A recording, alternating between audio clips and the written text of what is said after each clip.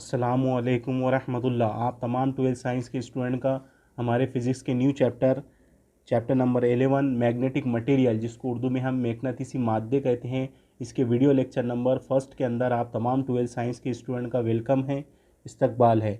आज का जो हमारा न्यू चैप्टर है, ये चैप्टर हमारा इलेक्ट्रोमैग्नेटिज़म से ही बिलोंग्स करता है। जैसा कि इससे पहले जो हमारे 3 चैप्टर हो चुके हैं वो भी इलेक्ट्रोमैग्नेटिज़म पर थे। हमने आपको इससे पहले भी बताया कि 6 चैप्टर आपके इलेक्ट्रोमैग्नेटिज़म पर दिए गए हैं। उसमें ये चौथे नंबर का जो हमारा चैप्टर है इलेक्ट्रोमैग्नेटिज़म का, वो है मैग्नेटिक मटेरियल, जिसको उर्दू में कहते हैं हम मैग्नेटिसी मादे। तो मैग्नेटिस क्या होता है, ठीक है, मैग्नेटिसियत किसे कहते हैं, तो ये हमने ऑलरेडी 11 के अंदर एक चैप्टर पढ़े थे जो स्पेशली इसके ऊपर था, मैग्नेटिसियत करके। 11 में हमारे पास में एक चैप्टर था जिसमें हमने मैग्नेटिस की वहाँ पर जो फंडामेंटल प्रॉपर्टीज़ होती है, जो फंडामेंटल उसके अंदर जो डिफिनेशन होती है उसकी, वो वहाँ पर हमने उस पर डिस्कस किया था। तो अगर याद है मैग्नेटिसियत, हम यहाँ पर सिर्फ मटेरियल की बात करने वाले हैं, हम मैग्नेटिक सब्सटेंस की बात करने वाले हैं, और उसकी जो बेसिक कंसेप्ट है मैग्नेटिज़म का, उस पर ही हम इस चैप्टर में डिस्कस करने वाले हैं। ये चैप्टर बहुत ईजी चैप्टर है और 25% लेस होने की वजह से इस चैप्टर के अंदर का मैक्सिमम पार्ट जो है वो निकाल दिया गया है। 3 से 4 क्वेश्चन हैं और ये चैप्टर हमारा क्या होता है, कंप्लीट हो जाएगा। 3 से 4 क्वेश्चन पढ़ेंगे हम इसके अंदर और ये चैप्टर हमारा क्या हो जाएगा, कंप्लीट हो जाएगा। ठीक है, तो इसलिए आप इस चैप्टर को आपको पढ़ना भी है, याद भी करना है, क्योंकि ये चैप्टर बहुत ईजी है। तो हम 11 के अंदर जो हमने बेसिक बातें पढ़े थे, हम अपनी वीडियो को स्टार्ट करने से पहले, पहला क्वेश्चन लेने से पहले, हम मैग्नेटिसियत यानी मैग्नेटिज़म किसे कहते हैं, ठीक है, इसकी बेसिक कंसेप्ट, इसकी जो बेसिक प्रॉपर्टीज़ है, मैग्नेट की जो बेसिक प्रॉपर्टी होती है, बुनियादी जो खुसूसियात होती है, उसी पर हम अभी थोड़ा डिस्कस करेंगे। और उसके बाद में हम क्या करेंगे, हमारा जो इस चैप्टर के अंदर का पहला क्वेश्चन है उसको हम इंशाल्लाह स्टार्ट करेंगे। तो हम यहाँ पर मैग्नेटिज़म की बात करेंगे, ठीक है, मैग्नेटिज़म, ठीक है, जिसको हमने ऑलरेडी 11 में पढ़ चुके हैं। आप 11 का बुक निकाल कर देखिए, आपको मैग्नेटिज़म का पूरा बेसिक नॉलेज वहाँ पर मिल जाएगा।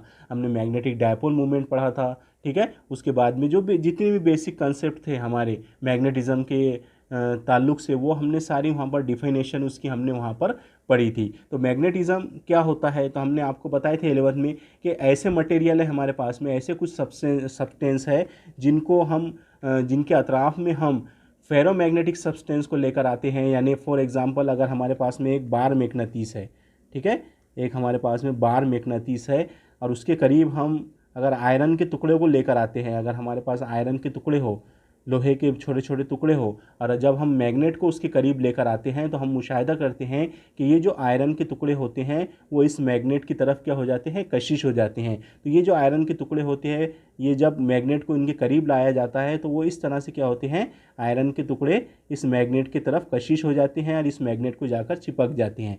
तो हम ऑब्ज़र्व करते हैं कि जब बार मैग्नेट के ऊपर उन लोहे के ज़र्रात को देखते हैं तो हमको एक चीज़ यहाँ पर एक समझ में आती है कि मैग्नेट का जो मैक्सिमम हिस्सा होता है, यानी सेंटर का जो हिस्सा होता है, वहाँ पर ये लोहे के ज़र्रात बिल्कुल भी कशिश नहीं होते हैं, बल्कि ये जो 2 किनारे होते हैं इस बार मैग्नेट के, ये एक किनारा और एक ये किनारा, यानी 2 जो सिरे होते हैं, एक इस तरफ का और एक इस तरफ का, तो यहीं पर क्या होते हैं, ये लोहे के टुकड़े क्या होते हैं, कशिश होते हैं। तो हमने आपको वहाँ बताया था कि यहाँ ऐसा क्यों होता है, तो यहाँ इसलिए ऐसा होता है क्योंकि इसके अंदर क्या होता है, इसके अंदर बार मैग्नेटिस के अंदर या किसी भी मैग्नेटिस के अंदर 2 पोल होते हैं, 2 कुतुब होते हैं। एक कुतुब को नाम देते हैं हम नॉर्थ पोल, यानी इस तरफ क्या होता है, मैग्नेट में नॉर्थ पोल होता है, और एक तरफ उसके अपोजिट डायरेक्शन में क्या होता है, साउथ पोल होता है। इसलिए यहाँ पर जब भी हम बार मैग्नेटिस को लोहे के टुकड़ों के करीब लाते हैं तो वो लोहे के टुकड़े क्या होते हैं, इस तरह से इनके दोनों कुतबैन पर, दोनों पोल की तरफ क्या हो जाते हैं, वो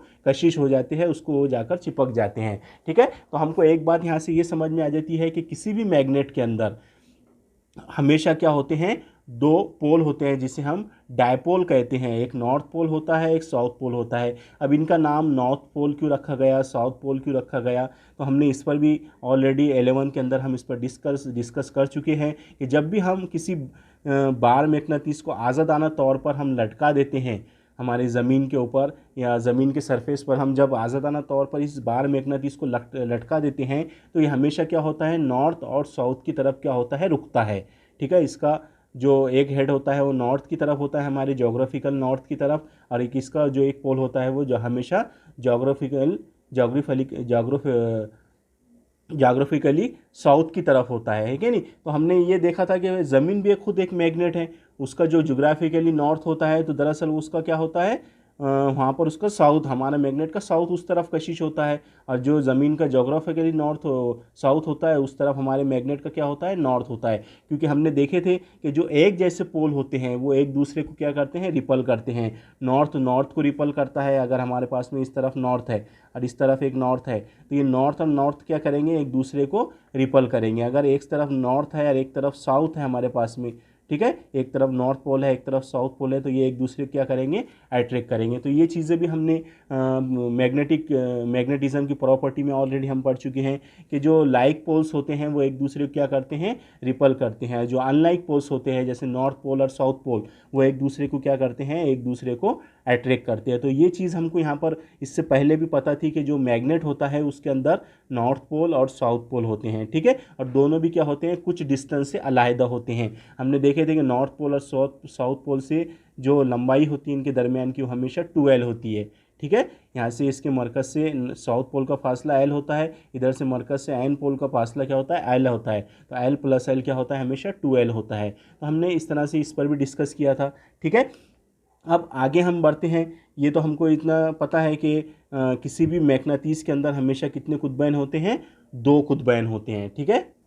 हाँ, तो ये हो गया कि किसी भी बार मैग्नेटिस के अंदर हमेशा, या किसी भी मैग्नेटिस के अंदर हमेशा 2 पोल होते हैं, 2 डायपोल होते हैं, एक नॉर्थ पोल होता है और एक साउथ पोल होता है, ठीक है। अब हम देखते हैं साइंस के अंदर हम मैग्नेटिज्म, मैग्नेटिसियत, इससे पहले हमने देखे magnetic field due to electric current, ठीक है, या हम बार मैग्नेटिस देखते हैं। तो यहाँ पर मैग्नेटिस को या मैग्नेटिज्म को या मैग्नेट को हम 2 हिस्सों में कैटेगराइज कर सकते हैं, ठीक है। मैग्नेट को हम या मैग्नेटिज्म को हम 2 हिस्सों में क्या कर सकते हैं, तकसीम करते, मैग्नेट को हम 2 हिस्सों में तकसीम कर सकते हैं। एक होता है परमानेंट मैग्नेट, ये sorry natural magnet, natural magnet, और दूसरा होता है आर्टिफिशियल मैग्नेट। यानी मैग्नेट को हमने 2 हिस्सों में, हमारे अर्थ के ऊपर हमारे पास में 2 तरह के मैग्नेट हमको देखने को मिलते हैं। एक होता है नेचुरल मैग्नेट और दूसरा होता है हमारे पास आर्टिफिशियल मैग्नेट। तो नेचुरल मैग्नेट जो कुदरती तौर पर हमको दस्तयाब होते हैं, ठीक है, जैसे लोड स्टोन जो होते हैं वो क्या होते हैं, हमेशा वो कुदरती मैग्नेटिस होते हैं। उनमें कुदरती तौर पर क्या होती है, उनके अंदर मैग्नेटिसी खासियत होती है। वो फेरोमैग्नेटिक सब्सटेंस को कुदरती तौर पर क्या करते हैं, उनके अंदर ऐसी वो नॉर्थ पोल और साउथ पोल कुदरती तौर पर मौजूद होते हैं, इसलिए वो क्या करते हैं, फेरोमैग्नेटिक सब्सटेंस को अपनी तरफ कशिश करते हैं। तो ऐसे मैग्नेट को, यानी जो हमारे पास में ऐसे मैग्नेट को हम, जो लोड स्टोन होते हैं हमारे पास में, उसको हम क्या कहते हैं, नेचुरल मैग्नेट कहते हैं, ठीक है। इसी तरह से जो आर्टिफिशियल मैग्नेट होते हैं ये बनाए जाते हैं, ठीक है, ये हमारे नेचुरल मैग्नेट नहीं होते हैं, बल्कि हम क्या करते हैं, इनको आर्टिफिशियल मैग्नेट को हम बनाते हैं, ठीक है। तो ये जो आर्टिफिशियल मैग्नेट हम बनाते हैं ये भी 2 तरह के होते हैं, ठीक है। एक होता है परमानेंट मैग्नेट, ठीक है, और दूसरा होता है टेम्पररी मैग्नेट, ठीक है। तो टेम्पररी मैग्नेट क्या होता है, परमानेंट मैग्नेट क्या होता है। तो परमानेंट मैग्नेट को आप यहाँ थोड़ी देर के लिए ये समझ सकते कि जो जैसे नेचुरली मैग्नेट होता है, ठीक है, जैसे हमारा लोड स्टोन होता है, ठीक है, जो हमारा कुदरती मैग्नेटिस होता है उसी को हम क्या कहते हैं, परमानेंट मैग्नेट कहते हैं। लेकिन यहाँ पर आर्टिफिशियल मैग्नेट को हम कैटेगराइज कर रहे हैं एक परमानेंट मैग्नेट में और टेम्पररी मैग्नेट में। तो ऐसे मटेरियल जिनके अंदर हमेशा क्या होते हैं, नॉर्थ पोल और साउथ पोल मौजूद होते हैं, जैसे हम मार्केट में मैग्नेट देखते हैं, ठीक है। तो वो मैग्नेट जो होते हैं जो लोहे की चीज़ों को अपनी तरफ कशिश करते हैं, लेकिन वो कुदरती मैग्नेटिस नहीं होते हैं, वो हमारे हाथ से बनाए हुए मैग्नेट होते हैं, और वो हमेशा क्या करते हैं, वो फेरोमैग्नेटिक सब्सटेंस को अपनी तरफ कशिश करते हैं। तो ऐसे मैग्नेट को हम कहते हैं परमानेंट मैग्नेट। और टेम्पररी मैग्नेट की हमारे पास में मिसाल है कि फॉर एग्ज़ाम्पल हमने इससे पहले चैप्टर में देखा कि जब हम किसी कंडक्टर के अंदर से, किसी मौसिल के अंदर से बरकी रॉ गुजारते हैं तो उस बरकी रॉ की गुजारने की वजह से क्या होता है, उसके अतराफ़ में क्या हो जाता है, इस तरह से मैग्नेटिसी मैदान तैयार हो जाता है कि नहीं, कि कोई लूप है हमारे पास में इस तरह से, और इसके अंदर जैसे हमने अभी सोलेनाइड पढ़ा, इससे पहले हमने टोराइड पढ़ा, जब हम उसके अंदर से बरकी रॉ को गुजारते हैं, किसी मौसिल के अंदर से हम बरकी रॉ को गुजारते हैं तो इसके अतराफ़ में क्या हो जाता है, हमारे को मैग्नेटिसी मैदान मिल जाता है। ठीक है, तो ये जब करंट को हम रोक देते हैं, करंट को गुजारना बंद कर देते हैं, तो ये मैग्नेटिसी खासियत भी क्या हो जाती है, ख़त्म हो जाती है। लेकिन जैसे ही हम करंट को पास करते हैं कंडक्टर के अंदर से, दोबारा से क्या होती है, मैग्नेटिक फील्ड जनरेट हो जाती है, हमको मैग्नेटिसी मैदान दिखाई मिलता है, हासिल होता है। तो ऐसे मैग्नेट को जो वक्ती तौर पर थोड़ी देर के लिए मैग्नेटिसी खासियत जाहिर करते हैं और फिर बाद में वो मैग्नेट नहीं रहते, यानी मैग्नेटिसी खासियत जाहिर नहीं करते, तो ऐसे मैग्नेट को हम टेम्पररी मैग्नेट कहते हैं। तो ये होता है परमानेंट मैग्नेट और टेम्पररी मैग्नेट। तो हम परमानेंट मैग्नेट भी बना सकते हैं और हम टेम्पररी मैग्नेट भी बना सकते हैं। तो ये हमने 11 के अंदर पढ़ा था कि परमानेंट मैग्नेट किस तरह से बनाया जाता है, टेम्पररी मैग्नेट किस तरह से बनाया जाता है। ठीक है, अब हमारे पास में इतना वक्त नहीं है कि हम पूरा 11 का जो हमने इससे पहले मैग्नेटिज्म में पढ़ चुके हैं वो यहाँ पर हम डिस्कस करें। ठीक है, तो इसलिए आपके पास में जो नोट्स है 11 की, आप एक बार उसको पढ़ लीजिए और यहाँ पर हम क्या करेंगे, इसका जो पहला क्वेश्चन है, ठीक है, उस पर हम यहाँ पर डिस्कस करेंगे। तो ये तो जर्नल इंट्रोडक्शन था। ठीक है, हमको सिर्फ इस चैप्टर के अंदर मैग्नेटिज्म के बारे में पढ़ना है, मैग्नेटिक मटेरियल के हमको बारे में पढ़ना है। तो आप एक चीज़ याद रखिए कि ऐसे सब्सटेंस जिनके अंदर नॉर्थ पोल और साउथ पोल मौजूद होता है तो उसको हम क्या कहते हैं, मैग्नेटिक मटेरियल कहते हैं। ठीक है, अब मैग्नेटिक मटेरियल हम आर्टिफिशियली तौर पर भी बना सकते हैं। ठीक है, जैसे हमने अभी बात की परमानेंट मैग्नेट किस तरह से बनाया जाता है, ये भी मैंने आपको 11 के अंदर समझाया था। ठीक है, यानी जो फेरोमैग्नेटिक सब्सटेंस होते हैं, हम अशिया को तीन चीज़ों में, तीन हिस्सों में हम डिवाइडेड कर देते हैं। ठीक है, जैसे एक एग्जांपल लेते हैं हम कॉपर की, एक एग्जांपल लेते हैं हम एल्यूमिनियम की, ठीक है, और एक एग्जांपल लेते हैं हम आयरन की। तो जो आयरन होता है वो फेरोमैग्नेटिक सब्सटेंस होता है, फेरोमैग्नेटिक सब्सटेंस होता है। ठीक है, उसके बाद में जो एल्यूमिनियम होता है हमारा, वो हमारा पैरामैग्नेटिक सब्सटेंस होता है, पैरामैग्नेटिक सब्सटेंस होता है। ठीक है, और तीसरा जो सब्सटेंस होता है हमारा वो डायमैग्नेटिक सब्सटेंस होता है, डायमैग्नेटिक सब्सटेंस। तो इसकी भी मैंने तीनों डिफिनेशन आपको बताया था कि जो फेरोमैग्नेटिक सब्सटेंस होते हैं ये मैग्नेटिस की तरफ हमेशा क्या होते हैं, अट्रैक्ट होते हैं, कशिश होते हैं। ठीक है, जैसे आयरन, लोहा हमेशा क्या होता है, मैग्नेट की तरफ कशिश हो जाता है। ठीक है, स्ट्रांगली क्या होता है, वो कशिश हो जाता है। तो ऐसे सब्सटेंस को कहा जाता है फेरोमैग्नेटिक सब्सटेंस। उसके बाद पैरामैग्नेटिक सब्सटेंस, ऐसे सब्सटेंस जो स्लोली या बहुत ही कमज़ोर तरीके से क्या होते हैं, मैग्नेटिस की तरफ कशिश होते हैं, ऐसे सब्सटेंस को हम क्या कहते हैं, पैरामैग्नेटिक सब्सटेंस। और तीसरा होता है डायमैग्नेटिक सब्सटेंस। ये ऐसे सब्सटेंस होते हैं जो मैग्नेट को क्या है, कशिश ही नहीं करते हैं बल्कि वो दिफा होते हैं मैग्नेट की तरफ से।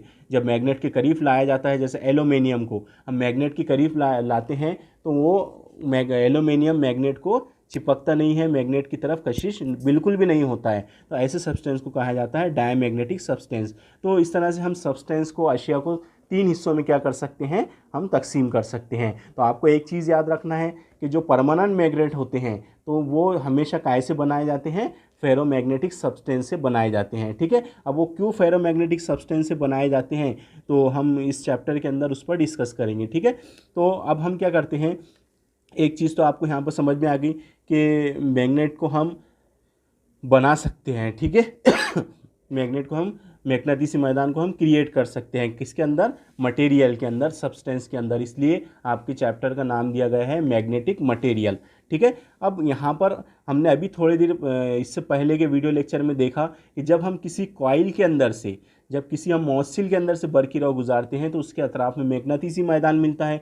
मैग्नेटिसी मैदान के इमाले के लिए हमने, इमाला निकालने के लिए हमने बायो सेवर्ट लॉ पढ़ा, हमने एम्पियर का कानून पढ़ा। हमको ये बात पता है कि किसी भी मौसिल के अंदर से जब बरकी रॉ गुजारी जाती है तो उसके अतराफ़ में मैग्नेटिसी मैदान तैयार होता है। तो एक जर्नल यहाँ पर हमको पहला क्वेश्चन कुछ इस तरह से है हमारे इस सिलेबस के अंदर कि जो हमारा करंट कराइंग कंडक्टर होता है, ठीक है, यानी location of magnetic pole of a current carrying loop, यानी अगर किसी लूप के अंदर से करंट गुजर रहा हो, जैसे ये लूप लिया हमने एक, ठीक है, एक मौजशील तार है हमारे पास में, इस तरह से लूप के फॉर्म में है, और इसके अंदर से अगर बरकी रॉ गुजर रही हो, इसमें से अगर बरकी रॉ गुजर रही हो, ठीक है, तो जाहिर सी बात है इसके अतराफ़ में क्या हो जाएगा, मैग्नेटिसी मैदान तैयार हो जाएगा। तो जब मैग्नेटिसी मैदान तैयार हो जाएगा तो जाहिर सी बात है मैग्नेटिस जब यहाँ बन जाता है तो उसके अंदर एक नॉर्थ पोल होना चाहिए और उसके अंदर एक साउथ पोल होना चाहिए, ऐसी है ना। तो यहाँ से जब इसके अंदर से करंट गुजरेगा तो हमको पता है इसके अतराफ़ में क्या जनरेट हो जाएंगी,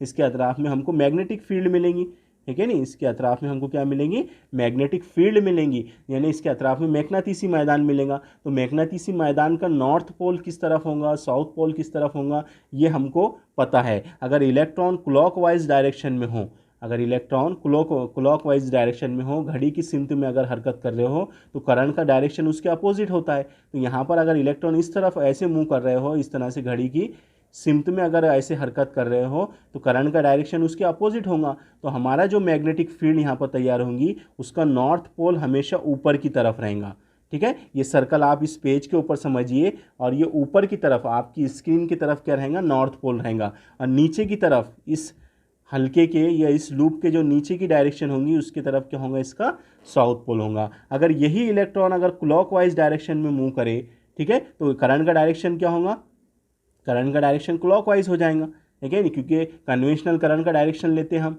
हमेशा जो इलेक्ट्रॉन की क्या होता है, मुखालिफ होता है। तो यहाँ पर करंट का जो डायरेक्शन है वो क्लॉकवाइज हो जाएगा। तो इस कंडीशन में जो मैग्नेटिसी मैदान रहेगा उसका जो नॉर्थ पोल रहेगा वो नीचे की तरफ रहेगा और साउथ पोल किधर रहेगा, ऊपर की तरफ रहेगा। तो ये चीज़ आपको यहाँ पर याद रखना है कि जब किसी कॉइल के अंदर से या जब किसी लूप के अंदर से हम बरकी रॉ को गुजारते हैं तो उसके अतराफ़ में जो मैग्नेटिसी मैदान तैयार होता है तो उसका जो नॉर्थ पोल होता है और साउथ पोल होता है वो कहाँ पर लोकेटेड होता है। तो आपको याद रखना है, अगर इलेक्ट्रॉन का डायरेक्शन क्लॉकवाइज है तो नॉर्थ पोल हमेशा ऊपर की तरफ रहेगा, ठीक है, और अगर इलेक्ट्रॉन का डायरेक्शन एंटी क्लॉकवाइज है तो नॉर्थ पोल किधर रहेगा, नीचे की तरफ रहेगा, और साउथ पोल किधर रहेगा, ऊपर की तरफ रहेगा, ठीक है।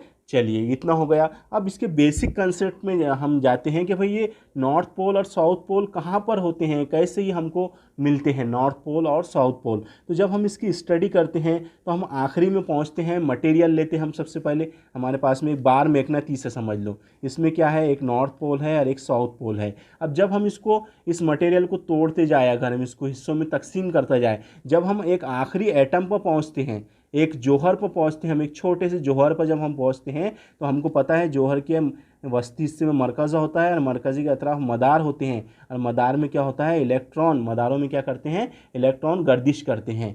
तो एक इलेक्ट्रॉन भी जब एक मदार में गर्दिश करता है, अगर किसी ये मदार के अंदर अगर इलेक्ट्रॉन गर्दिश कर रहा है तो जाहिर सी बात है जब इलेक्ट्रॉन हरकत में है, जब इलेक्ट्रॉन मोशन में है, जब इलेक्ट्रॉन का यहाँ पर हमको हरकत दिखाई दे रही है तो यहाँ पर जाहिर सी बात है जब इलेक्ट्रॉन हरकत करेगा तो यहाँ पर कुछ ना कुछ बरकी रॉ भी क्रिएट होंगी, बहुत मामूली सी बरकी रॉ इस ऑर्बिट के इस इलेक्ट्रॉन की हरकत की वजह से यहाँ पर क्या होंगी, क्रिएट होंगी, क्योंकि बरकी रॉ इज इक्वल टू क्या होता है, हमारा करंट इज इक्वल टू क्या होता है, चार्ज अपॉन टाइम, है कि नहीं। लेकिन यहाँ पर जो चार्ज है वो मूव कर रहा है इस मदार के अंदर, इसलिए यहाँ पर कुछ ना कुछ करंट भी हमको मिलेगा। अगर ये इलेक्ट्रॉन इस तरह से मूव कर रहा है तो यहाँ पर हमको करंट कुछ इस तरह से मिलेगा।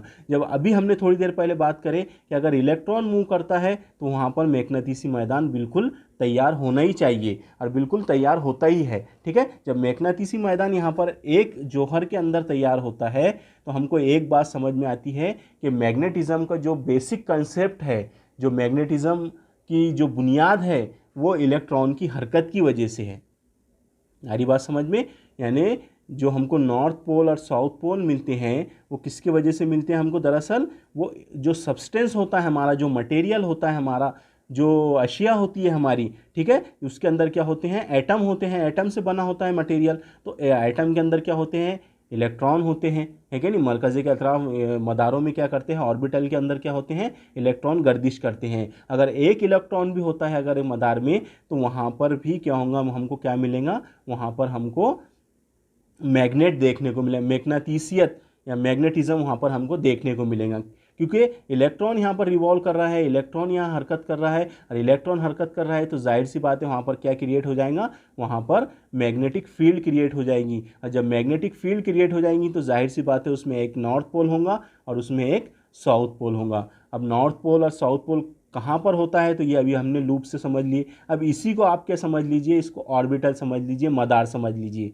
अब मदार में इलेक्ट्रॉन क्या कर रहा है, हरकत कर रहा है, यही इलेक्ट्रॉन इस तरह से मदार में हरकत कर रहा है। तो जब इलेक्ट्रॉन हरकत कर रहा है तो जाहिर सी बात है वहाँ पर कुछ ना कुछ बरकी रहो होंगी, बरकी रहो वहाँ पर क्या होंगी, मामूली सी बरकी रहो क्या होंगी वहाँ पर हमको मिलेंगी। अब बरकी रहो इसके अंदर से फुल होंगी, तो हमने अभी इससे पहले पढ़ चुके चैप्टर में कि जब बरकी रहो किसी कॉइल में से, लूप में से गुजरती है तो वहाँ पर मैग्नेटिक फील्ड जनरेट होती है। जब मैग्नेटिक फील्ड यहाँ पर तैयार हो जाएंगी तो जो मैग्नेटिक फील्ड रहेंगी उसका नॉर्थ पोल ऊपर की तरफ होगा और साउथ पोल नीचे की तरफ होगा। अगर ये इलेक्ट्रॉन एंटी क्लॉकवाइज डायरेक्शन में घूमे इस तरह से, तो इसका करंट का डायरेक्शन कुछ इस तरह से रहेगा, जिसके सबब हमको जो मैग्नेटिस मैदान मिलेगा उसका जो साउथ पोल रहेगा वो ऊपर की तरफ रहेगा और नॉर्थ पोल जो रहेगा वो नीचे की तरफ रहेगा। ठीक है, अब वीडियो हमारा लॉन्ग होते जा रहा है, इसलिए मैं फटाफट आपको पहला जो क्वेश्चन है इस चैप्टर का यहाँ से आपको स्टडी शुरू करना है। तो आपको यही बताया गया है कि जो हम बेसिक हम गए अभी, origin of magnetism in materials, यानी किसी भी मटेरियल्स के अंदर जो मैग्नेटिसी खासियत हमको मिलती है वो दरअसल इलेक्ट्रॉन की हरकत की वजह से हमको मिलती है। ठीक है, इतना आपको याद रखना है। बेसिक कंसेप्ट इसका इलेक्ट्रॉन है, इलेक्ट्रॉन का हरकत करना, इलेक्ट्रॉन का मदारों में गर्दिश करने की वजह से हमको क्या होता है, मैग्नेटिक मटेरियल्स के अंदर हमको मैग्नेटिसी खासियत देखने को मिलती है। ठीक है, अब पहला सवाल आपको यही दिया गया है आपका इस चैप्टर का, दायरी मदार में गर्दिश कर रहे इलेक्ट्रॉन की मैग्नेटिसी दो कुतबी म्यारे असर। दायरी मदार में गर्दिश कर रहे यानी एटम के अंदर जो इलेक्ट्रॉन मदार में गर्दिश कर रहा है उसकी मैग्नेटिसी दो कुतबी म्यारे असर की हमको क्या करना है, वजाहत करना है। ठीक है, तो चलिए ये सवाल है हमारे पास में, तो वही शक्ल है। देखिए यहाँ पर ये एक इलेक्ट्रॉन का ये एक जौहर लिया हमने। ठीक है, जौहर का ये मरकज़ा है सेंटर में। ठीक है, और ये क्या है, उसका एक ऑर्बिटल ले लिए हमने, यहाँ पर एक मदार ले लिए जिसमें एक इलेक्ट्रॉन क्या कर रहा है, क्लॉकवाइज डायरेक्शन में इस तरह से हरकत कर रहा है, घूम रहा है मदार के अंदर। ठीक है, और ये जो करंट का डायरेक्शन रहेगा वो इलेक्ट्रॉन की हरकत के वो मुखालिफ रहेगा। तो इलेक्ट्रॉन इधर जा रहा है और करंट उसकी क्या रहेगा, कन्वेंशनल करंट उसके अपोजिट डायरेक्शन में रहेगा। ये होगा करंट का डायरेक्शन। अब यहाँ पर ये इलेक्ट्रॉन दायरवी हरकत अंजाम दे रहा है। ठीक है, तो यहाँ पर जाहिर सी बात है इसका कुछ जाविये में आरे हरकत होगा, तो जाविये में आरे हरकत इसका एल है। ठीक है, और जब इलेक्ट्रॉन यहाँ पर हरकत कर रहा है तो जाहिर सी बात है अभी हमने बताया कि वहाँ मैग्नेटिक फील्ड जनरेट होगी, और जब मैग्नेटिक फील्ड जनरेट हो जाती है तो वहाँ पर मैग्नेटिक मूवमेंट आ जाता है। ठीक है, इससे पहले भी हमने चैप्टर में पढ़ चुके कि जब कोई कॉइल के अंदर से, जब कोई लूप के अंदर से हम करंट को गुजारते हैं तो उसके अतराफ में हमको मैग्नेटिक मूवमेंट देखने को मिलता है। तो मैग्नेटिक मूवमेंट भी हम निकाल सकते। मैग्नेटिक मूवमेंट मैंने इससे पहले आपको बताया था, magnetic movement is equal to क्या होता है, M is equal to I cross A, यह होता है ना मैग्नेटिक मूवमेंट। में इससे पहले भी हमने पढ़ चुके हैं, इससे पहले के चैप्टर में, कि जब इसमें से ये लूप में से करंट इस तरह से बह रहा हो तो जो मैग्नेटिक मूवमेंट रहेगा इस मैग्नेटिक फील्ड का, ठीक है, मैग्नेटिसी जो म्यारे असर रहेगा वो किसके मसावी रहेगा, आई क्रॉस ए के। आई बोले तो इस लूप के अंदर से बहने वाली बरकी रहो, और ए बोले तो इस दायरे की मुस्तवी का रकबा, जो भी लूप है उसकी मुस्तवी का रकबा। इन दोनों का हासिल ज़रब क्या कहलाता है, हमारा मैग्नेटिक मूवमेंट कहलाता है। ठीक है, तो इसी तरह से यहाँ पर ये भी जो हमारी क्वेश्चन है इसके अंदर भी इस तरह से सर्कुलर लूप है, यहाँ पर करंट भी है हमारे पास में। ठीक है, और हमारे पास में इसका एरिया भी है, तो हम यहाँ पर मैग्नेटिक फील्ड जो तैयार हुई उसका हम मैग्नेटिक मूवमेंट बिल्कुल बता सकते। तो यहाँ पर ये शक्ल के बारे में लिखा हुआ है कि एक मरकज़ा है, एक जौहर है, उसके अंदर मरकज़ा है, मरकज़े के अतराफ मदार में एक इलेक्ट्रॉन हरकत कर रहा है। ठीक है, आप पढ़कर इसको समझ सकते हैं। तो अब यहाँ पर जो मैग्नेटिक फील्ड तैयार हुई उसका जो मैग्नेटिसी म्यारे असर है, मैग्नेटिक मूवमेंट है इस ऑर्बिटल का, इस मदार का, इसलिए यहाँ लिखा गया एम ऑर्बिटल।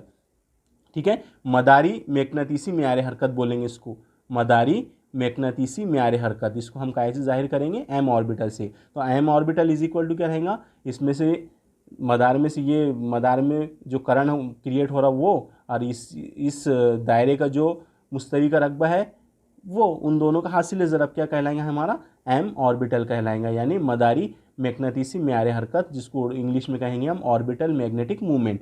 ठीक है, तो अभी हमने इसकी डिफिनेशन आपको बताया, वही डिफिनेशन यहाँ पर लिखी हुई है, इक्वेशन नंबर 1। ठीक है, अब इक्वेशन नंबर 1 में हमको आई की कीमत निकालना है, जो कि हमको पता है बरकी रॉ इज इक्वल टू क्या होता है, चार्ज अपॉन टाइम। ठीक है, और एरिया तो हमको पता है, दायरे का रकबा क्या होता है, पाई आर स्क्वायर। ठीक है, तो यहाँ पर हमने यही बताया आपको कि करंट की तारीफ हमको पता है, आई इज इक्वल टू क्या होता है, क्यू अपॉन टी। अब यहाँ पर चार्ज क्या है हमारा, क्यू अपॉन टी लेते हैं हम, लेकिन यहाँ पर हमारा चार्ज क्या है, इलेक्ट्रॉन है, इसलिए यहाँ पर चार्ज क्या लेंगे हम, इलेक्ट्रॉन। ठीक है, और अपॉन टाइम, तो ये होगी करंट की definition, I is equal to Q upon T लेते थे ना हम, तो यहाँ पर हमने क्या लिए, I is equal to E upon T. E बोले तो हमारा चार्ज है, ठीक है, और टी बोले तो उसको लगने वाला वक्त, ठीक है, उसके अंदर एक सर्कुल, एक चक्कर लगाने के लिए, या जितना भी वो एक टाइम में वो जितने वहाँ पर रिवॉल्यूशन करेगा उसके लिए जो करंट क्रिएट होगा उसके अतराफ में उतने वक्त में, तो वो है हमारा आई, ठीक है। तो I is equal to charge upon time, तो चार्ज हमारा ई है, इलेक्ट्रॉन का चार्ज है, इसलिए ई अपॉन टी। अब दायरी मदार की मुस्तवी का रकबा, दायरे का रकबा क्या हो जाएगा हमारा, पाई आर स्क्वायर। अब इक्वेशन 1 में आई की भी कीमत रख देंगे और ए की भी कीमत रख देंगे, ठीक है। तो बहुत सिंपल है, M orbital is equal to क्या होगा, ये रख दिया हमने यहाँ पर आई की कीमत और ये रख दी हमने रकबे की कीमत, ठीक है। अब हम क्या करेंगे यहाँ पर, अब ये टी को जो है इसके नसब नुमा से यहाँ रख सकते हैं हम, पाए के नसब नुमा में, ठीक है। एडजस्ट कर रहे हैं हम इसको, इस तरह से लिख सकते हैं हम ये इक्वेशन को, ठीक है, पाई अपॉन टी, ठीक है। उसके पीछे भी कुछ मकसद है हमारा, क्योंकि हम उसको जावियाई रफ्तार में कन्वर्ट करने वाले हैं। अब हमको पता है कि 2 पाई अपॉन टी क्या होता है, जावियाई रफ्तार होता है ना। एंगुलर मूवमेंट, एंगुलर वेलोसिटी जाविया रफ्तार बराबर क्या होता है, 2 पाई अपॉन टी, लेकिन यहाँ पर क्या है, पाई अपॉन टी। तो अगर मुझे इसे 2 बनाना है, 2 पाई बनाना, 2 का यहाँ लाना है, तो मेरे को नसब नुमा में 2 से मल्टीप्लाइड करना पड़ेगा। तो बिल्कुल कर सकता हूँ मैं, नसब नुमा और शुमार को निंदा को 2 से हम क्या कर लेंगे, ज़रब और तकसीम कर देंगे। यहाँ ज़रब होगी 2 से और यहाँ पर क्या होगी, तकसीम होगी। तो इसको इस तरह से लिखा जाएगा। अब 2 पाई अपॉन टी क्या होता है, ओमेगा, तो यहाँ पर 2 पाई अपॉन टी की जगह हमने क्या रख दिए, ओमेगा रख दिए, ठीक है। इतना आ गया समझ में आपको, ये 1 अपॉन टी ई 2 पाई अपॉन टी की जगह पर क्या आ गया, ओमेगा। अब हमने पढ़े थे रोटेशनल मोशन के अंदर खती रफ्तार और जाविया रफ्तार के दरमियान ताल्लुक, v इज इक्वल टू क्या होता है, आर ओमेगा होता है, ठीक है। तो यहाँ पर देखिए ओमेगा भी हमारे पास में यहाँ आर स्क्वायर है, तो इसको हम ऐसा लिख सकते हैं, आर स्क्वायर को आर ज़रब आर, ठीक है। तो ये इस तरह से लिखा जा सकता है, आर ज़रब आर। अब ये ओमेगा ज़रब आर क्या है हमारा, वी है, तो ओमेगा ज़रब आर की जगह पर वी रख दिया हमने, और एक आर इधर ऑलरेडी पहले से बचा हुआ है, ई एज इट इज़ लिखा हुआ है, और 1/2 भी क्या है, एज इट इज़ है, ठीक है। तो ये बन गई हमारे पास में इक्वेशन नंबर 3। अब ये जो इक्वेशन नंबर 3 है, तो ये जो ज़ाब्ता आपको दिख रहा है, ये इक्वेशन 3 जो है वो इलेक्ट्रॉन की मदारी मैग्नेटिसी म्यारे असर को क्या कर रही है, जाहिर कर रही है, यानी ऑर्बिटल मैग्नेटिक मूवमेंट को क्या कर रही है, ये इलेक्ट्रॉन के जाहिर कर रही है। अब यहाँ पर ये जो ज़ाब्ता है हमारा, यहाँ पर हमने निकाल लिया कि इलेक्ट्रॉन का जो मैग्नेटिक ऑर्बिटल मैग्नेटिक मूवमेंट होता है वो इतना होता है। अगर हमको पूछा जाए कि भाई जावियाई रफ्तार की एंगुलर मोमेंटम, ठीक है, जावियाई म्यारे हरकत की शक्ल में मैग्नेटिक मूवमेंट पता कीजिए, ऑर्बिटल मैग्नेटिक मूवमेंट पता कीजिए, तो हम यहाँ पर जावियाई म्यारे हरकत की शक्ल में भी हम उसको ले सकते हैं। तो हमने रोटेशनल मोशन के अंदर जावियाई म्यारे हरकत पढ़ा, तो यहाँ इलेक्ट्रॉन भी क्या कर रहा है, दायरवी हरकत अंजाम दे रहा है, ठीक है, वो भी क्या कर रहा है, ऑर्बिट में गर्दिश कर रहा है, घूम रहा है, ठीक है। तो उसका भी जाविया म्यारे हरकत होगा, तो इलेक्ट्रॉन का जाविया म्यारे हरकत बराबर क्या होगा, जाविया म्यारे हरकत को एल से जाहिर करते हैं, एल इज इक्वल टू क्या होता है, आर क्रॉस पी। आर क्या है यहाँ पर, रेडियस वेक्टर है, ठीक है, और पी क्या है, खती म्यारे हरकत है, पी क्या है, खती म्यारे हरकत है। अब इनके दरमियान क्रॉस प्रोडक्ट है, तो जब हम इसका मैग्नीट्यूड लेंगे जाविया म्यारे हरकत का, तो क्रॉस प्रोडक्ट में क्या आता है, हमेशा साइन थीटा आता है मैग्नीट्यूड में। तो इसको हम ऐसा लिख सकते हैं, मैग्नीट्यूड को L is equal to R into P into sine theta. अब जो थीटा होता है वो हमेशा 90 डिग्री होता है, ठीक है, इसलिए यहाँ पर साइन 91 हो जाएगा। इसलिए ये वाली जो इक्वेशन है वो इस तरह से रहेंगी, L is equal to R into P, sine theta जो है हमारा क्या हो गया, 1 हो गया। अब यहाँ पर पी जो है वो खती म्यारे हरकत है, और खती म्यारे हरकत बराबर क्या होता है, कमियत और रफ्तार का हासिल ज़रब। इलेक्ट्रॉन की कमियत, एम बोले तो इलेक्ट्रॉन की कमियत, और वी बोले तो उसकी खती रफ्तार। खती रफ्तार कहाँ रहेंगी उसकी, इलेक्ट्रॉन की, यहाँ पर हमने दायरी हरकत में पढ़े थे इसको। तो यहाँ पर हम पी की जगह पर, खती म्यारे हरकत की जगह पर क्या लिख सकते हैं, एम वी। अब यहाँ पर ई इसलिए लिखा गया छोटा सा एम के पास में, कि मास ऑफ इलेक्ट्रॉन क्या है, ये मास ऑफ इलेक्ट्रॉन है। तो ये एल इज इक्वल टू क्या मिल गया हमको, आर एम इंटू वी। अब यहाँ पर देखिए वी इंटू आर है, यहाँ पर देखिए वी इंटू आर है हमारे पास। अब एम ज़रब में है, इसको कहाँ लेके चले जाएंगे, तकसीम में। तो आर ज़रब वी की वैल्यू क्या मिलेगी हमको, एल अपॉन एम। तो हम यहाँ पर इक्वेशन 3 के अंदर हम आर क्रॉस वी की वैल्यू रख सकते हैं। आर क्रॉस वी क्या मिला हमको, एल अपॉन एम ई, ठीक है। यहाँ पर हमने चैप्टर 1 का थोड़ा रेफरेंस लिए, जाविया म्यारे हरकत का ज़ाब्ता इस्तेमाल किया, और उसकी मदद से हमने आर क्रॉस वी की वैल्यू निकाल ली। अब equation 3 becomes M orbital is equal to half E. अब वहाँ पर अब वी क्रॉस आर की जगह पर क्या लिख सकते हैं हम, एल अपॉन एम ई, ठीक है। अब ये जो ज़ाब्ता मिल गया हमको, ठीक है, इसमें आप देखिए हमने एल को सिर्फ बाहर रखा, जाविया म्यारे हरकत को, और E/2me को हमने कॉमन एक साथ लिख लिया, ठीक है, क्योंकि ये जो होता है, ये जो टर्म देख रहे हैं आप E/2me, ये एक मुस्तकिल टर्म होती है, ठीक है, एक मुस्तकिल होता है जिसे गायरो मैग्नेटिक रेशो कहा जाता है। क्या कहा जाता है इस मुस्तकिल को? Gyro magnetic ratio. अभी हम देखेंगे इसकी डेफिनेशन।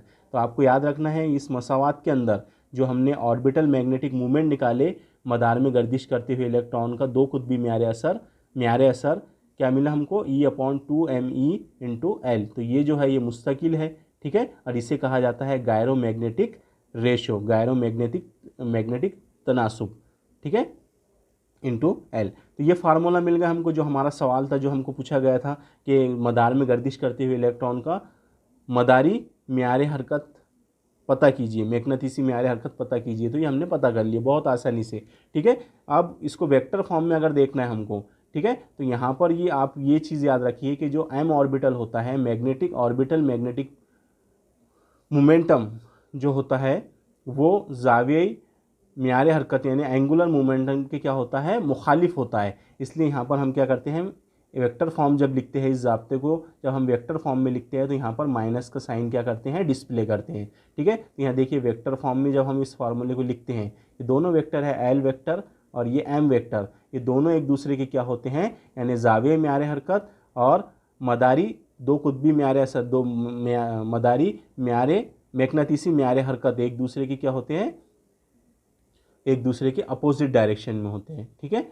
म्यारे असर, मैग्नेटिसी म्यारे असर और ज़ावियाई म्यारे हरकत एक दूसरे के क्या होते हैं? मुखालिफ होते हैं। इसलिए यहाँ पर वेक्टर फॉर्म में यहाँ पर माइनस का साइन हम क्या करते हैं? इंडिकेट करते हैं। अब हमने अभी बताया आपको कि ये जो टर्म है ये एक मुस्तकिल होती है, ठीक है, इस ज़ाब्ते के अंदर। तो इस टर्म को जो मुस्तकिल है उसे कहा जाता है गायरो मैग्नेटिक रेशो, और इसकी जो डिफिनेशन होती है इसको आप यहीं रहने दीजिए E/2me। तो एल जो है वो ज़रब से कहाँ चले जाएगा? तकसीम में।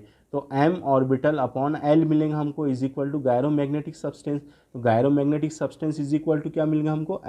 m/l, ठीक है। यानी इसकी तारीफ हम कैसी बयान कर सकते हैं कि m ऑर्बिटल यानी मदारी मैग्नेटिसी म्यारे हरकत और ज़ावियाई म्यारे हरकत का तनासुब क्या कहलाता है? गायरो मैग्नेटिक सब्सटेंस कहलाता है, गायरो मैग्नेटिसी तनासुब कहलाता है, ठीक है। इसकी डिफिनेशन आपको यहाँ पर लिख के दी गई है, आपको इसको याद कर लेना है, ठीक है। यानी आप क्या करते हैं यहाँ पर m ऑर्बिटल और l यानी ज़ावियाई म्यारे हरकत का तनासुब क्या कहलाता है? हमारा गायरो मैग्नेटिक तनासुब या गायरो मैग्नेटिक रेशो कहलाता है, ठीक है। ये हो गया हमारा गर्दिश करते हुए इलेक्ट्रॉन का मैग्नेटिक मूवमेंट हमने यहाँ पर पता कर लिए, ठीक है। अब थोड़ा सा इसके अंदर बोहर का कंसेप्ट आता है। हमने इससे पहले एटम, मॉलिक्यूल्स और न्यूक्लियस एक चैप्टर हमने ऑलरेडी पढ़ चुके हैं। वहाँ पर हमने एक साइंटिस्ट का नाम पढ़े थे, नील्स बोहर, ठीक है। बोहर्स के तीनों मफरूज़ात हमने वहाँ पर पढ़े थे जो कि बहुत ही इंपॉर्टेंट रखते हैं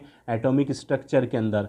रदरफोर्ड का जो एटॉमिक स्ट्रक्चर था उसी को जो दुरुस्त किया था वो बोहर ने किया था। आपको ऑलरेडी पता है बोहर के पोस्टुलेट हमने पढ़े थे। तो बोहर का एक बहुत ही इंपॉर्टेंट पोस्टुलेट जो दूसरे नंबर का है, जिसको बोहर का दूसरा मफरूज़ा सेकंड पोस्टुलेट, आपको पता है कि जौहर के अंदर या मदार, जौहर के अंदर इलेक्ट्रॉन का वही मदार मुमकिन होता है जिसका ज़ावियाई म्यारे हरकत h/2π के क्या होता है? बराबर होता है। ऐसा हमने पढ़े थे, है क्या नहीं? सेकंड पोस्टुलेट बोहर का तो यही लिखा हुआ है यहाँ पर कि बोहर का जो दूसरा पोस्टुलेट होता है उसके अंदर जो इलेक्ट्रॉन का वही मदार मुमकिन होता है, या इलेक्ट्रॉन उसी मदार में गर्दिश करते हैं जिन इलेक्ट्रॉन का ज़ावियाई म्यारे हरकत h/2π या h/2π की क्या होता है? वो बराबर होता है, ठीक है। तो यहाँ पर n जो होता है ये प्रिंसिपल क्वांटम नंबर होता है, ठीक है। तो n h/2π के मसावी होता है। तो ये इक्वेशन लिखी हुई है, ये बोहर का सेकंड पोस्टुलेट है, ठीक है। अब यहाँ पर l हमारे ज़ाब्ते में आता है। हमने अभी थोड़ी देर पहले देखा, यहाँ ज़ाब्ता था हमारा ये m orbital is equal to, है ना, यहाँ l था ज़ावियाई म्यारे हरकत। तो अब l हमको बोहर के फार्मूले से भी मिल रहा है इलेक्ट्रॉन का ज़ावियाई म्यारे हरकत। तो इलेक्ट्रॉन का ज़ावियाई म्यारे हरकत हमको बोहर के सेकंड पोस्टुलेट से मिल रहा है, l is equal to n h/2π।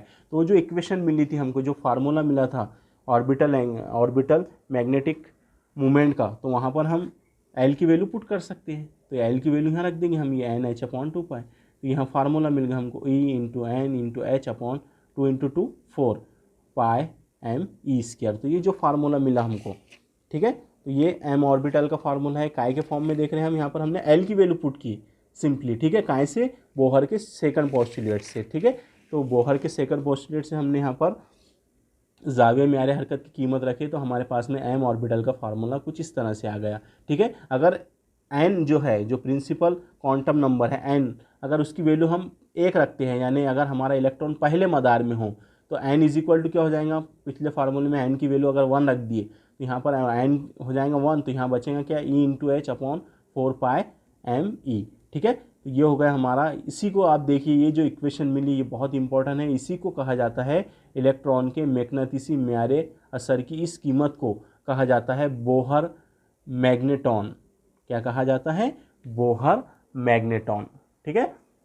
तो आपको बोहर मैग्नेटॉन अगर पूछता है, ठीक है, बोहर मैग्नेटॉन के लिए उसकी कीमत पता कीजिए या बोहर मैग्नेटॉन किसे कहते हैं, तो आप कुछ नहीं करना है, आपका जो ऑर्बिटल मैग्नेटिक मूवमेंट का फार्मूला है उसमें आपको बोहर के सेकंड पोस्टुलेट की equation L is equal to N H upon 2 pi की कीमत रख देना है, और पहले मदार में आपको इलेक्ट्रॉन को कंसिडर करना है, एन इक्वल्स टू 1 रख देना है, और जो फार्मूला मिलेगा आपको तो ये रहेगा आपका बोहर मैग्नेटॉन, ठीक है।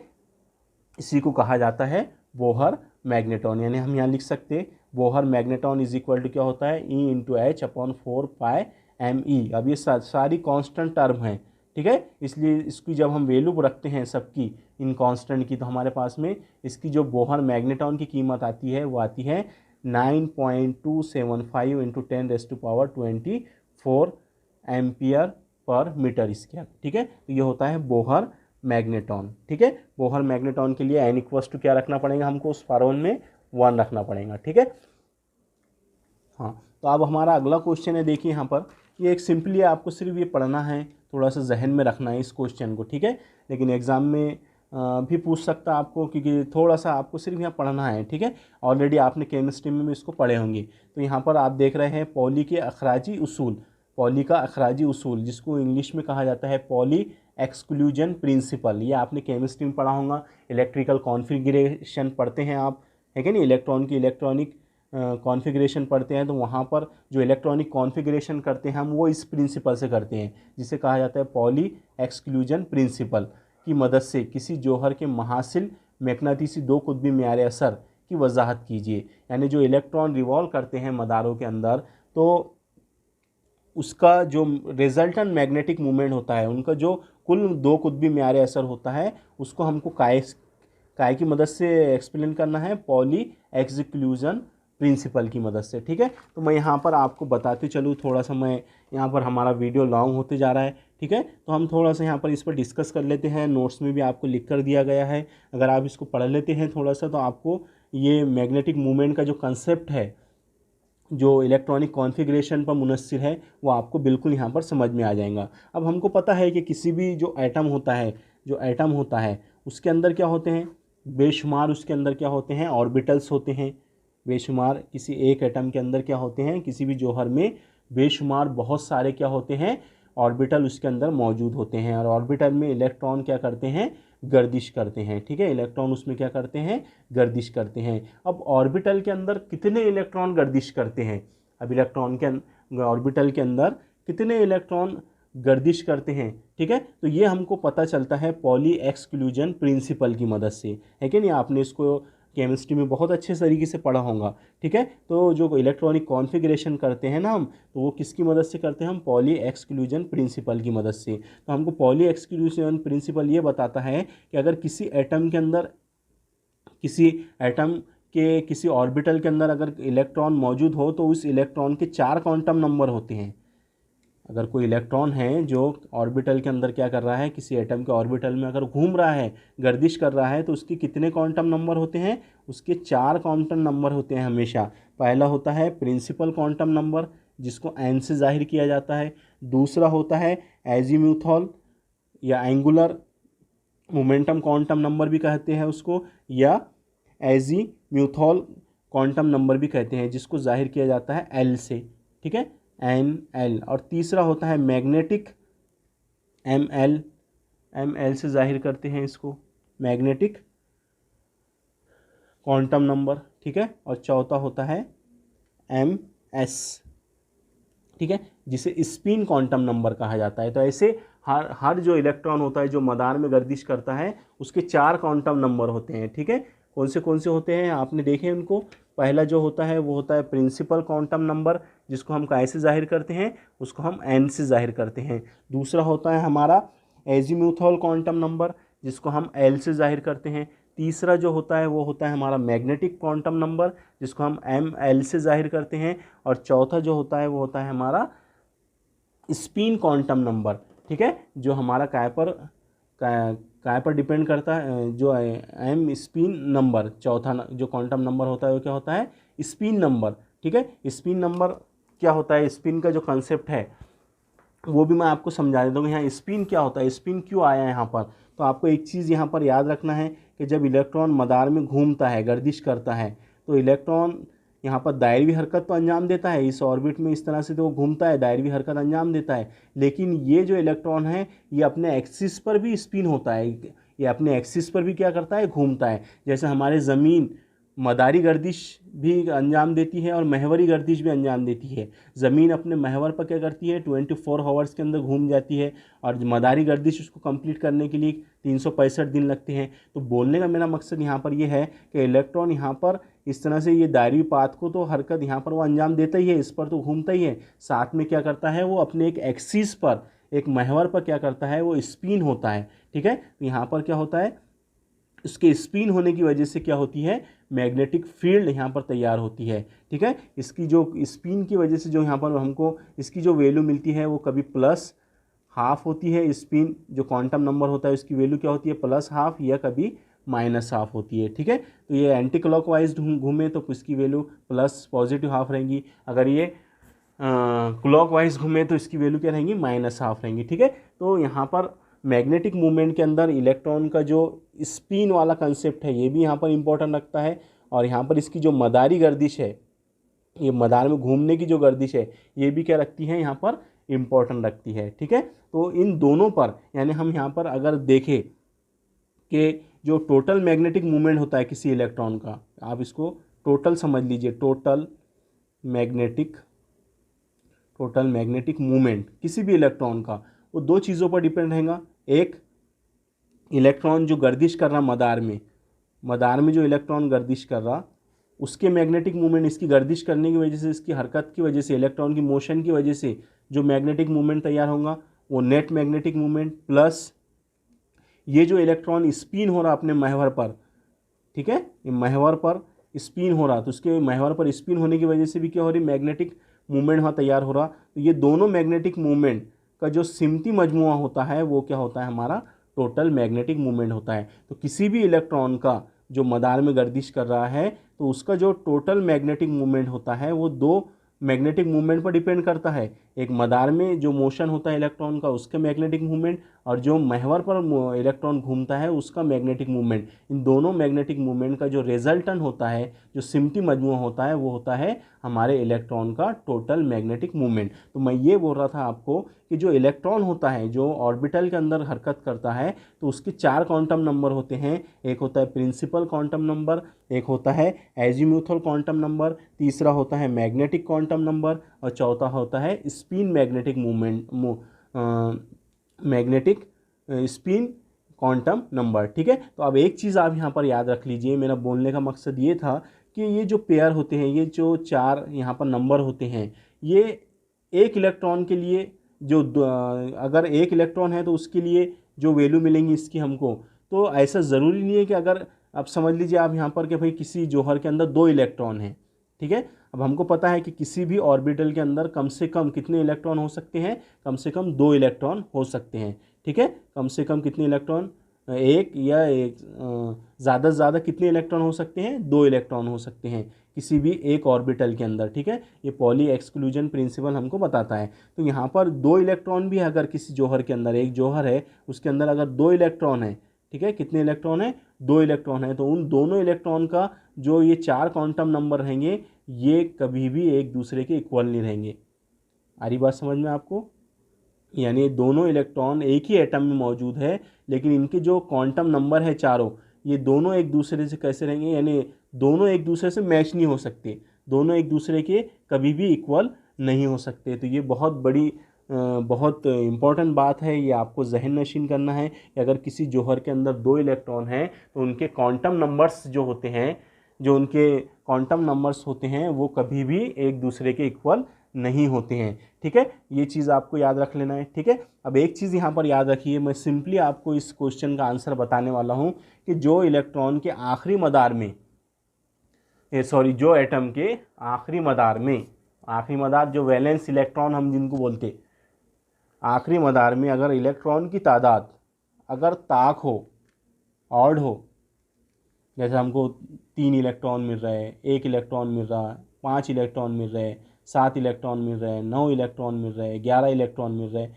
तो अगर आखिरी मदार में इलेक्ट्रॉन की तादाद अगर ताक हो तो उन इलेक्ट्रॉन की सबब, यानी ताक नंबर में अगर हमारे पास में इलेक्ट्रॉन अगर आखिरी मदार में है, तो आप एक चीज़ को आपको याद रखना है कि उनका मैग्नेटिक मूवमेंट हमेशा रहेगा, यानी उस एटम से हमको मैग्नेटिक मूवमेंट मिलेगा, यानी उसमें मैग्नेटिक मूवमेंट रहेगा हमारे को, उसके उस मटेरियल के अंदर हमको मैग्नेटिक मैग्नेटिसी खासियत उस मटेरियल से हमको क्या होंगी, हासिल होंगी। जैसे अभी हमने थोड़ी देर पहले बात की कि जो फेरोमैग्नेटिक सब्सटेंस होते हैं, जैसे iron, nickel, cobalt, iron, nickel, ये सब क्या है, फेरोमैग्नेटिक सब्सटेंस है, कोबाल्ट।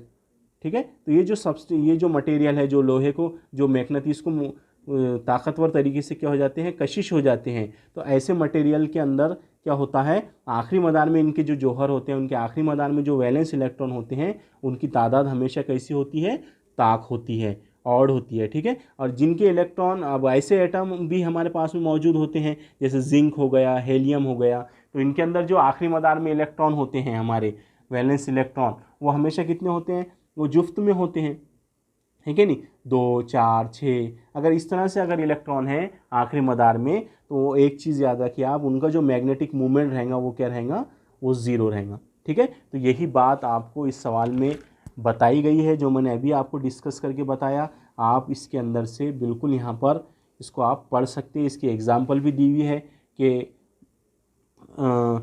आप बिल्कुल इसको पढ़कर यहाँ पर समझ सकते हैं। ठीक है, मैं यहाँ पर आपको बताया था कि जो क्लोरीन है, आयरन है, बोरोन है और निकिल है, ये जौहरों के आखिरी मदार में गैर जोड़ीदार होते हैं, ये अनपेयर होते हैं, इनके अनपेयर इलेक्ट्रॉन इनके अंदर मौजूद होते हैं, इसलिए इन जौहरों का कुल दो कुतबी म्यारी असर हमेशा गैर सिफर होता है, यानी यहाँ पर हमको इसका कुछ ना कुछ मैग्नेटिक मूवमेंट बिल्कुल मिलेगा।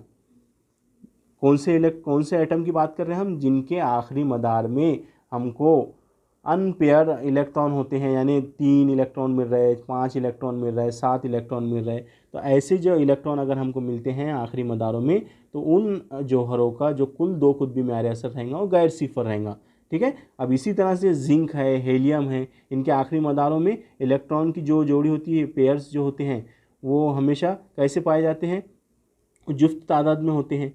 ठीक है, 2, 4, 6, 8, तो उनके जौहरों का, ऐसे जौहरों का कुल दो कुतबी म्यारी असर हमेशा क्या होता है, सिफर होता है। ठीक है, तो ये हो गया हमारा पॉली एक्सक्लूजन प्रिंसिपल, ठीक है, की मदद से किसी जौहर के महासिल मैग्नेटिसी दो कुतबी म्यारी असर की हमने वजाहत कर ली है। ठीक है, तो उम्मीद करता हूँ मैं कि आज का जो वीडियो लेक्चर है वो आपको समझ में आया होगा। अगले वीडियो लेक्चर के अंदर हम नया टॉपिक देखेंगे, जिसमें हम मैग्नेटाइजेशन पर हम डिस्कस करेंगे। आज के लिए इतना ही।